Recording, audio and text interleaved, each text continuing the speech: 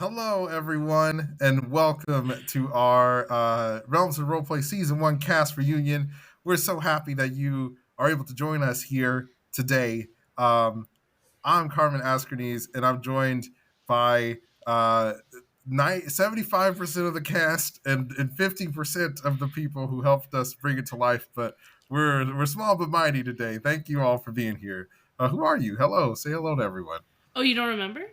It's been a while. It's been a It's while. been so long. I'm going to be awful because I don't remember anything that happened during the season. I remember Could have been anything. I remember that these people were in the room, and I remember that I was in the middle of the pandemic. Yeah, it's just Keith. We could just talk about Keith the whole time. Hi everyone. I'm taking this over. This is actually Keith Watch 2023, Keith and Watch. we're here to talk only about Keith and what he's been up to and what our thoughts on him were. Yes, welcome to Beef with the K, the podcast. I'm so happy you could be here. It's called Beef with Keith. Beef with Keith. I love it. And he just talks about all the juicy Love is Blind drama. I would love to. I heard you talking about it before we started recording, and I was like, oh man, I have thoughts on that. I haven't seen the most recent. Anyway, that's not what we're here to talk about. We're here to talk about all of us being back together again. And we won't really be recapping the show. We'll just be kind of catching up, and we hope that that's good for you because it's going to be good for us. So soul nourishing. Tell me, is this the first? I feel like we've gotten together before in the last 3 years. Before this, one right? time for your birthday. Yes. Oh, dang! I was like, man, that was a good time. Yeah. We did another one too, didn't we? We recorded an extra episode. We did? Because I remember we did. Oh, we did return to Riashan, but it wasn't like, sorry, Zoliveer. Zoliveer wasn't there. Oh snap. Yeah, that was a different thing we did.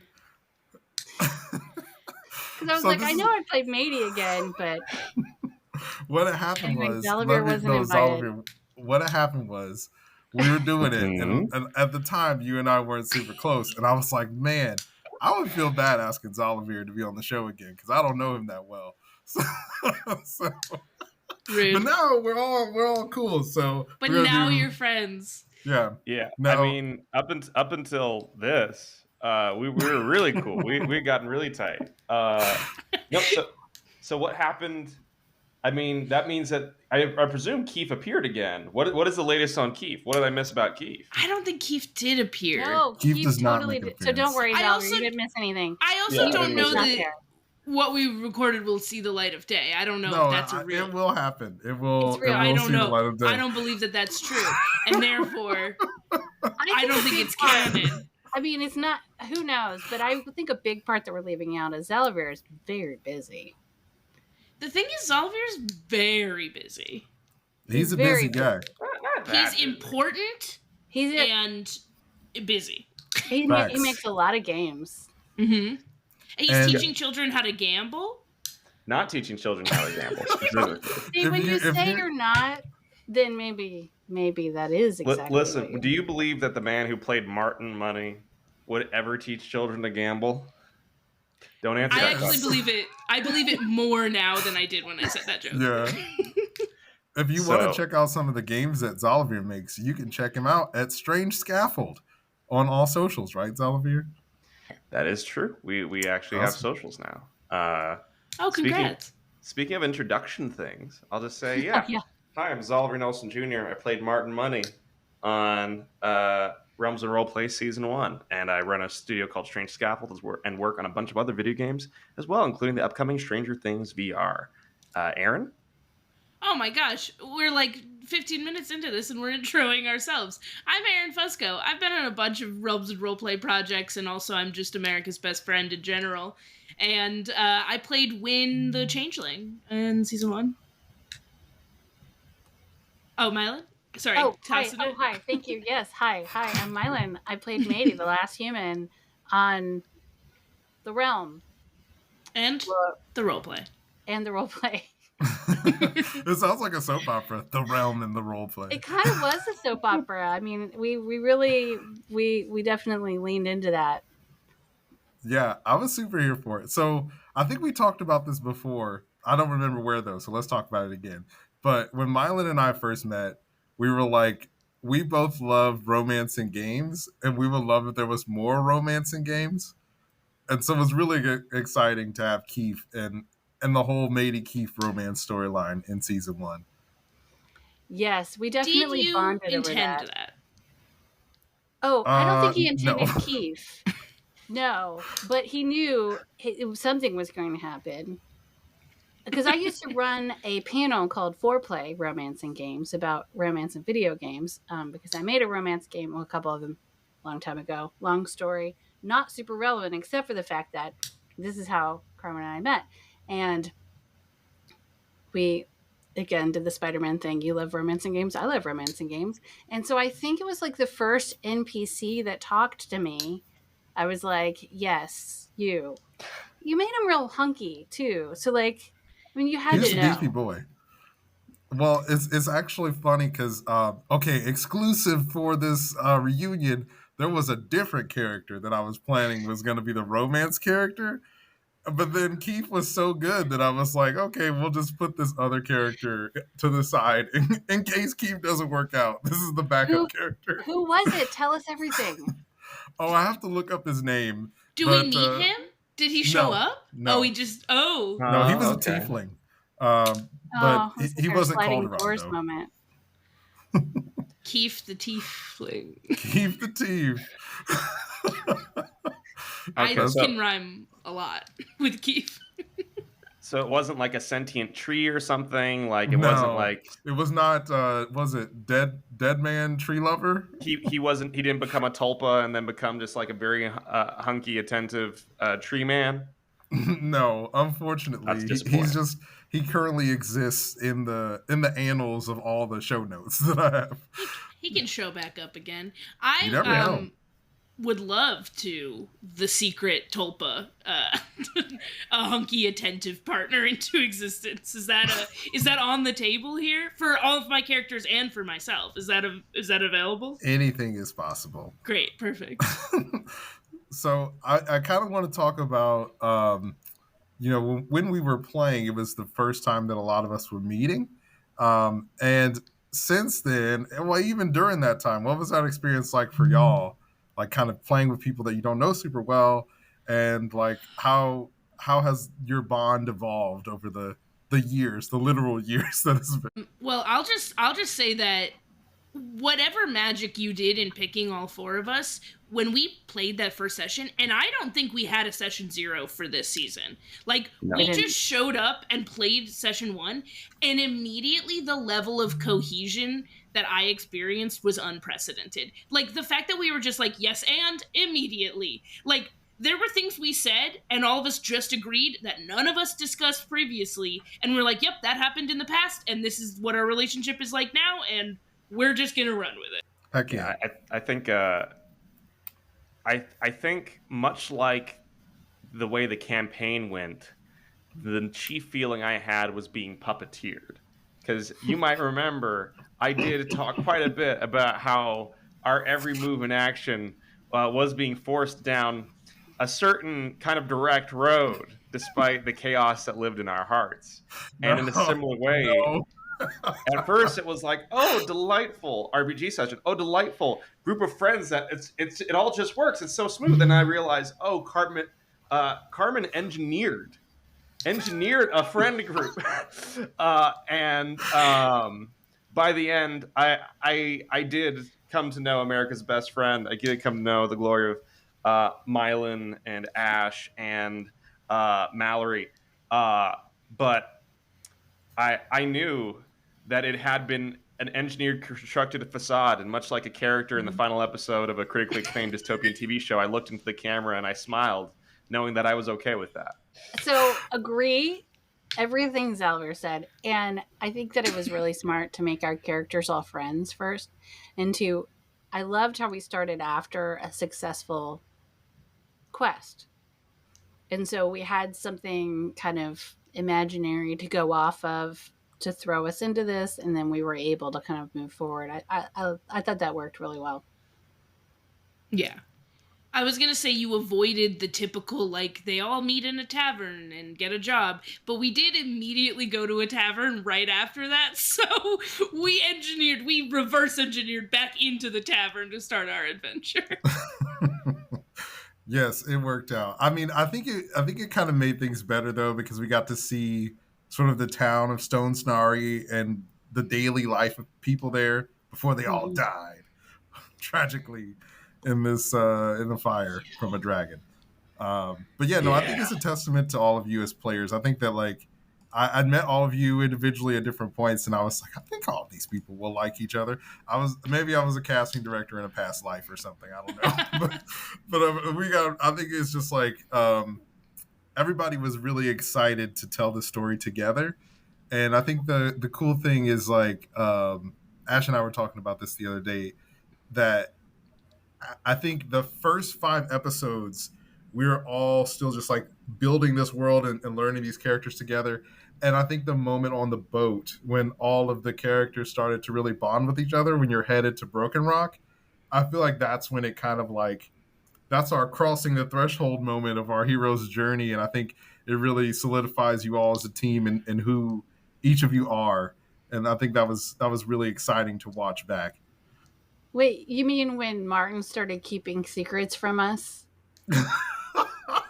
when he discovers Fee in the basement. But he has an open, honest conversation with Wynn, I believe. Just leaves out the Fee part. Here's the thing. I feel like if any person in this room found a funny little man in the bottom of a boat, and he was like, "Hey, keep this quiet," every single person in this room individually presented with that opportunity would have kept quiet. I don't remember him telling you to keep it quiet. I don't think he said that. Why would he be in the bottom of the boat and be a funny little man if it wasn't implied? Yeah. Implied secrecy by this strange child. This strange man. Kevin, you didn't have to plan any plot. If you just gave us a series of funny little guys, we would have just kept going for infinity. We would have romanced one. We would have declared a rivalry against another. We would have hid one as a secret. Just make a chain of funny little guys. Adopt one as a son. Dude. Yeah. That was such an interesting choice, though, Zoliveer, because it's not such an unexpected choice when you were introduced to a character like that, and it unlocked a whole bunch of other things because of that, which I thought was cool, including us accidentally leaving him behind. Yeah, and then giving us paranoia for every NPC after that. And then I think he wound up becoming a cat after that, right? Isn't that he became? Well, so Fee was in the barrel for a while, and then like after all the shenanigans at the castle and everybody almost dying, you all staged a coup against me because I was like, you forgot Fee in the basement. And you were like, how can we forget Fee? But I was trying to come up with an excuse to get Fee away from you so that he could show up later Deus Ex Machina style as the godchild. So I was like, he's a cat now, I guess. I gotta ask, Mylan, how did you remember anything that happened? Aside from vague generalities, did you rewatch the episodes? How? I did rewatch all of it once it was edited. So that was a few months ago now. But I don't know how I remember. There were just certain things, like it really, really stuck with me that you didn't tell us about that character because I was so surprised about it. And I was so curious to see how that would kind of evolve. And also, I found a cat that talked only to me.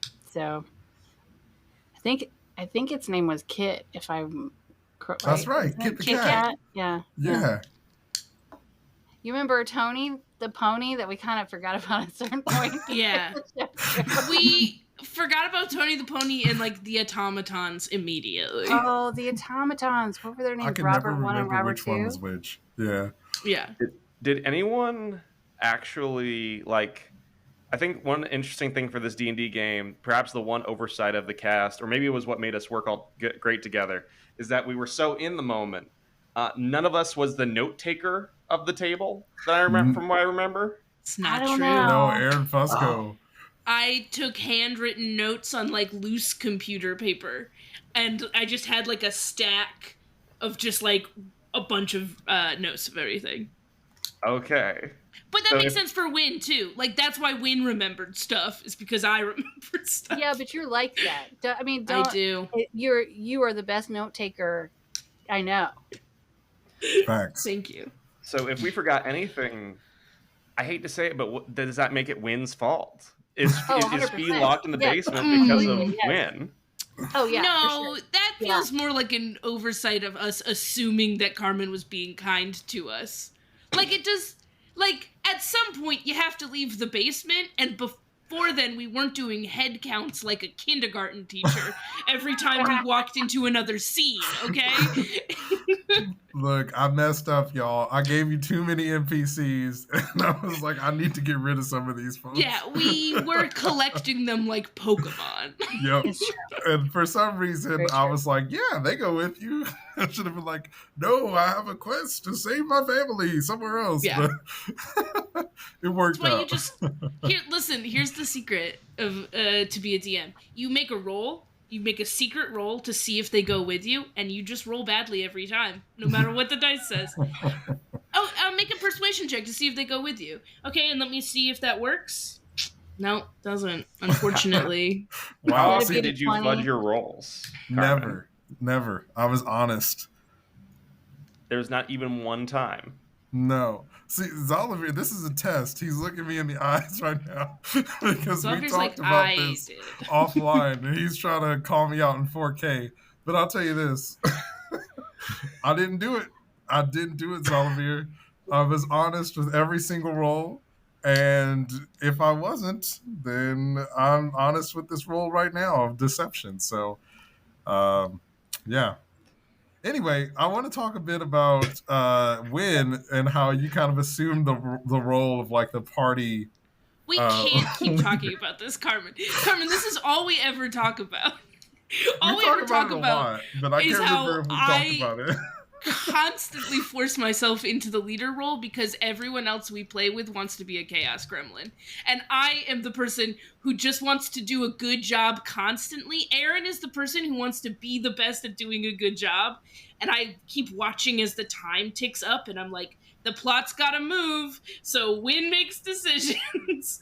Oh, this scene's gone on too long, Win's gonna move us along. And so she became type A personality checklist person, because that's what I was trying to do for all of us, because look at these chaos gremlins. Look at them. No idea what you're talking about. Couldn't be me. Well, Zoliveer, I remember us talking, and you were saying, I came here to be a hero and then die. No, I said be interesting and then die, which is very different. Sorry. It is different. So the more I pushed against the boundaries of the world, the more you refused to grant me a death, the further I had to go. So And then you did grant me a death, you and I wanted came to die. back. And I was beefy. I was beefy enough to like hug Keith and feel like vaguely equal. It was good. that's true. That was one time where I feel like I should have fudged the dice because you died in like episode 8, and I was like, oh shoot, I think we did 12 or 13 episodes for this season, and I was like, oh man, he can't be dead for 4 episodes or whatever. So I have to figure out a way for him to come back. But in the end, when you went into the portal, much to your teammates' chagrin, I know that you wanted to die, but I was like, I feel like they're not going to be able to win the fight if the barbarian dies, and we can't do another TPK. So we got to come up with some BS to keep him alive. That was one. I also I didn't get how everyone else didn't get that, like, reaching that shadow. If I remember correctly, there was a shadow, right? The shadow creature that was removed from Mallory. I was like, this shadow is a super cool character which could help us in this very final moment. I thought it would be climactic, and it was. But I could have died. And to a degree, maybe I should have. Yeah. Well, I think that this is also maybe, I don't know, we could argue about this. Like, where it's not like metagaming, but it's also like letting your party know what you want to do. Because I don't know that we knew you wanted to die. Like We Carmen definitely knew. didn't know that. And so our characters were desperately trying to save you, not knowing you wanted to die. We were like, why is he jumping back in? We're trying to save his life. I mean, I've been in friend groups where I wasn't always the friend who wanted to die, but we were all collectively. There's someone in the friend group who wouldn't mind perishing, and we're like, no, you have to drink water. We have to save you. Tamagotchi style. Yes. Do you know there's Tamagotchis now that like have evolving, like that they evolve when you as you take care of them? So like Pokemon. For Kingdom Hearts, the Kingdom Hearts Tamagotchi, if you want to get Roxas, you have to first, evolve, I think, Sora a whole bunch. Sure. And then take his heart you have away. to torture him. Yeah. You literally have to torture him and keep him the lowest level possible, but without killing him. What? The fact that you said that there are Kingdom Hearts Tamagotchis took me out immediately, but knowing the very little that I know about the Kingdom Hearts plotline, despite playing 3 of the games, the main 3 entries, I don't fully understand the timeline. Don't try to explain it to me. That's gonna be another video. That makes sense, though, because Roxas is a shadow, one of the many nobodies of Sora. I don't know. Well, I didn't know they complicated evolved. because Get out of here. Anyway, don't talk to me. That's not what this is about. We'll talk about Kingdom Hearts another time. You were like Kingdom Hearts, and I was like, ooh. Anyway, Mylan. So I want to talk about Matey's decision to not bring back the humans in the end. So Matey has this choice and kind of sees the potential future and chooses to not bring back the humans. What was kind of your experience with that, if you can remember, and why do you think Matey chose to do that? Well, it was something else bad would have happened. I can't remember what the consequence of that was, but it was either like it was like sacrifice everything to bring back the humans, wasn't it? I can't remember exactly. Oh man, I should know that, but I don't. I don't know the answer to that. I'd have to look it up. I'll have to find my loose leaf paper. I know, your stack of paper. So, I think that like it definitely in the moment, it felt like the least destructive. Because I definitely wanted to, as much as I was like a chaos demon, I wanted things to go smoothly and well. It's like we were talking about the portal. I thought we were almost done with the game. I thought we had 20 minutes left, maybe, when Martin jumps back in the portal. And then I'm like, oh, we're going to have to do a whole other session. I think we're going to have an extra episode now. Because we didn't know you wanted to die. We could have shut the portal on you and like let you go. I think that would have been it. I don't know. Now I'm hearing that maybe we wouldn't have won. Maybe we would have all died again. But yeah, so I think that it felt right to preserve the good parts of the world. While also, since we kind of had defeated the big bad, then it didn't feel right to unnaturally upset that for bringing back something that wasn't there anymore. Dang, plus, deep. If Keith was like part human, we were going to make some babies and just repopulate. That's just what humans do, right? Yeah, you got to find all the half creatures. We half don't elf, know what the other half orc, is. Halflings. Half orc. We don't know what the other half is. Yeah, we don't know what the other half was. But I think that we would at least have to experiment a little bit to find out. It's the only way. Sure. Did I make it weird? Just enough, right? No, it's perfect. Yeah. Keith, and what if there's one thing I was confident in as it was ending, was that Keith and Matey were going to have a happy life. And no matter what Matey had chosen, like, if anything, for example, if Carmen had said last minute, oh, a blade emerges from the portal, I would have snapped my computer in half. I would have, damage would have been caused to something somewhere in order to make sure this didn't happen. Oh.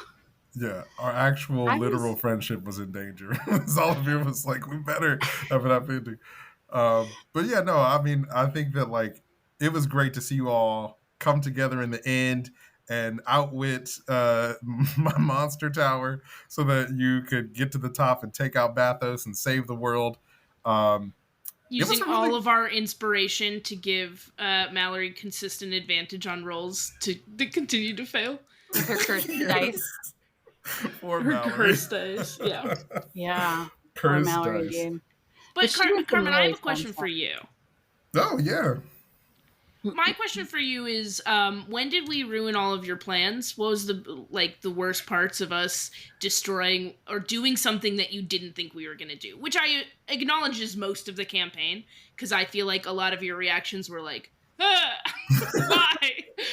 Well, that was my very first time running a campaign, and I learned a lot. And I think that I was pretty like, after we did a few sessions, I was ready to be pretty flexible. I think the one that threw me the most was when you met Bathos, and Wynn was like, "I draw my bow," and I was like, I was expecting this from like Matey or somebody, but from Wynn, so I was like, "What do I do?" And I was like, "Okay, well, I'll just knock Wynn out, and then that'll be it." But the fight broke out in the hallway, and I was like, I can't just make the bad guys be like, "Well, we'll let you go this time with a warning." So, right. But I'm glad Hence it worked prison out. arc. Yeah. Yeah, I think. Well, I that's think when Martin died, right? Yeah, I think it ended up being like a nice twist in the middle of the story to keep things interesting. Yeah. You were holding my mom hostage, though, so that was... Yeah. It's true. I that didn't was messed know up.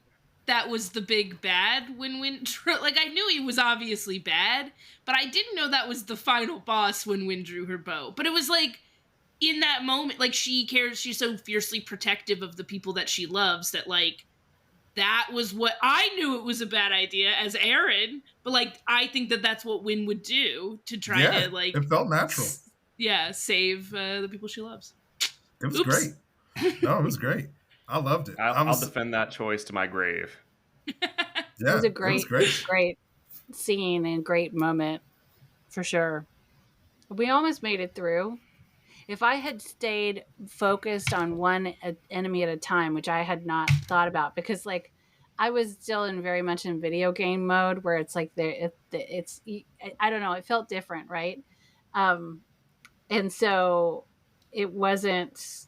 Yeah. Anyway, we didn't survive. No, it was awesome watching it back because Skip Glider was almost dead, and I think with a few more rounds you would have won the fight. And so it was cool watching it back because I was like, "Dang, Matey is about to freaking 1v1 take out both these guys by herself." Close. It was so close. I know. And and you were talking earlier, Zoliveer, about if something had happened to Keith. I kept wondering if we were going to get to keep Keith throughout the show, or if he was going to kill Keith off at some point. But there were a couple of times where I reached out to Carmen and I was like, "Listen, you do whatever you need to do for the story. We can still be friends. You just give me another relationship and I'll be fine." So easily replaced? Listen, it's not what I wanted, but I also thought it could have been really interesting for the story. Especially as we were coming to a close, right? Yeah. Oh God, no. I think it would have had to be in the middle, because at the close it's just cruel. In the middle, you have an opportunity to kind of give her like time to heal. And with he like perhaps a very attractive tinkerer. What is she? Blacksmith. I was thinking artificer. No, I was thinking. Well, maybe you're thinking the same person. Who Fatima? Hell for Leather. Yeah, Fatima. Yeah. I thought. Oh yeah. Okay. Sorry, I thought you were referring to the other blacksmith. No, I couldn't remember what Fatima's like job was, but some sort of a creator of some weapons and such. She owns Hell for Leather, the most important leather emporium in the realm. That's right, number one. Yeah, she was it's interesting because I think that like once we kind of got to that point with those characters towards the end the game, I really was leaning more into fantasy tropes, and I was like, well, Fatima is like Merlin, and she's going to show up and give you a bunch of magic and a bunch of cool stuff because you're about to find a tower of monsters, rawr, and I gave you all these good berries, and then you were like, nope, I don't think we will. Which was awesome because I I think for me the most fun was like when I put all these plans together, and then you guys are like, nope. Yeah, Like immediately no. when Skuldana shows up with the army at the boathouse or the houseboat. I still don't know the difference. And you guys just persuade your way out of it. It was so good. Oh, that was great. That was great. I can't believe we managed to squeeze out of that one. We Yeah, rolled really well. I think that there's this pattern. It was the first time, like, in a game where I've come to fear a GM because I knew. Because usually, I'll be honest, because I seek to be interesting and then die, I tend to be a little bit of a hellion for the D&Ds who the DMs who take me under their charge, and with Carmen, especially by the end, I was like, if I do any shenanigans, even if he lets me get away with it, something else really bad is going to happen. And so I was eternally in fear of, say, little man in the basement. I'm friends with little man in the basement of the boat. How's that going to hurt me? I knew Carmen was capable of great and terrible retribution. So Very how is he going to hurt me? Look, man, we all love delicious sadness. You gotta have it. It makes the good moments that much more sweet. What's a D&D character without some trauma tossed in there? Right. That's the Spice. chemical X in the mixture. Yeah. Awesome. Well, thank you all so much. You are our Chemical X. We really appreciate you being here. We hope you enjoyed our season 1 adventure of Realms of Roleplay as much as we enjoyed making it.